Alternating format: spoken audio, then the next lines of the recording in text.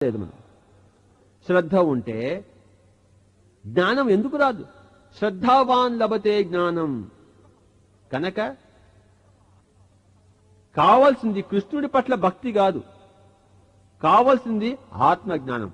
మనమే కృష్ణుడమై ఉన్నాం, మనమే శివుడమై ఉన్నాం, మనమే వెంకటేశ్వర స్వామి అయి ఉన్నాం. కనుక మనకి ఆత్మజ్ఞానం కావాలి, ఇంకోళ్ళ ఊడిగం కాదు. కనుక ఇక్కడేమన్నాడు? జ్ఞానం లభిస్తేనే నిజమైన శాంతి లభిస్తుంది.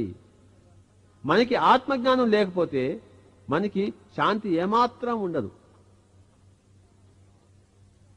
ఈ జ్ఞానం రావాలంటే కొద్దిగా ఇంద్రియాలను కంట్రోల్ చేసుకుని శ్రద్ధతో యోగ సాధన చేస్తే ఆత్మజ్ఞానం వచ్చి తీరుతుంది.